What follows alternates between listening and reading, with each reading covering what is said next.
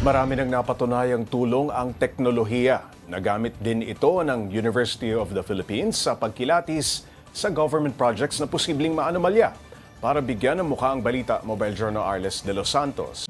Siyam sa 10 flood control projects ng pamahalaan ang maaaring may anomalya. Ito ang lumabas sa ginawang AI at Geospatial Analysis ng University of the Philippines National College of Public Administration and Governance. Sinuri ng grupo ang halos 10,000 DPWH flood control projects at tinukoy ang umano'y maaaring pattern ng mga irregularidad ng mga ito. 30% o 2,934 projects ang potentially non-existent o hinihinalang ghost flood control projects.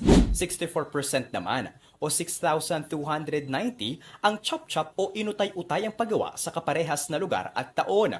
Pinakamarami ito sa Bulacan at Metro Manila 1st District Engineering Office. Bagaman hindi iligal o ipinagbabawal ang pag-chop-chop na mga proyekto, posible raw itong mapasukan ng irregularidad. Well, of course, ang UPNCPAG is pursuing this kind of study for us to contribute to our policymakers, the side of the academe contributing our analysis from all these data that were shared to us, the information that we have gathered, the end goal of putting forward recommendations and possible reforms that can be considered by our policymakers. In fact, these are UP NOAA risk maps that we have overlaid in the project list that was downloaded from the Sumbong sa Pangulo. So it's really an iterative process. Nakita rin na 55% o 5,423 flood control projects ang may kahina-hinalang parehas na contract cost, project descriptions, lokasyon at kontraktor.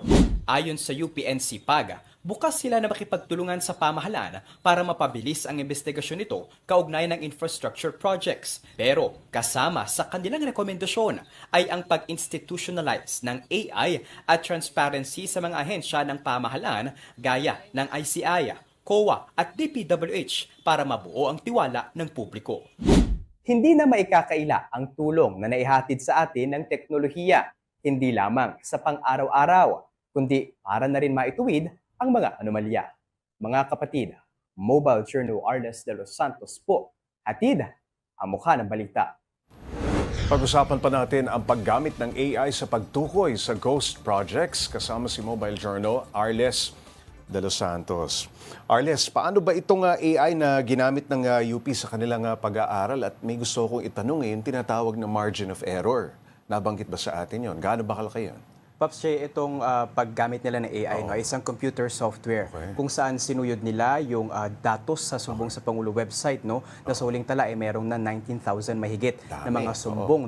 And doon naman, mahalagang issue dito yung accuracy nito.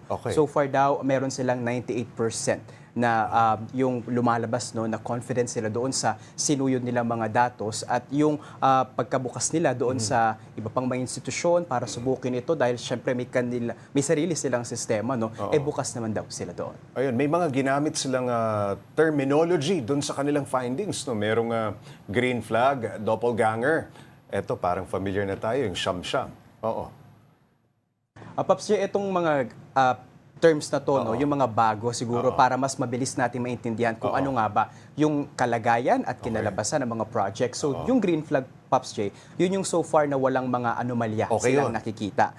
Pero sa 9 out of 10, 1% lang ang nakita natin sa pag-aaral nila. Di lumusot kay AI, Hindi lumusot kay AI. Kasi mix and match lang yung Pops J. And kung paano nga ba yung naging process ito, saan ba ito nalagay, sa pamamagitan na rin ng UP NOAA Institute yung record nila doon, Pops J. Itong doppelganger naman, yung mga proyekto na nauulit-ulit, kaparehas ng kontraktor, ng lugar, ng presyo, sa iba't ibang pangangailangan ng ating mga probinsya at mga komunidad na nasa riverside, di ba? Bakit magkakaparehas daw? So ito namang yung Chop Chop Pops J, yung utay-utay na paggawa nila na maaari daw pagmulan din ng korupsyon dahil parang taon-taon nagkakaroon ito ng budget o nadedelay yung paggawa para magkaroon ng allocation.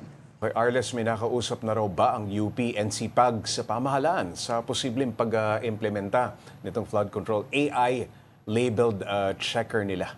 Sa ngayon, Pops J, wala pa sila nakakausap sa ating pamahalaan. Pero isa sa rason kung bakit nila ito ginawa ay dahil nais nila na makatulong sa pamahalaan at mas mapabilis yung investigasyon na ginagawa, kagaya na lamang ng Independent Commission for Infrastructure, DPWH, COA, at iba pang mga ahensya ng pamahalaan. Nang sa gayon daw ay mas mabigyan ng tiwala ang publiko kung paano nga ba isinasagawa ang investigasyon nito. Maraming salamat, Mobile Journal Arles de los Santos.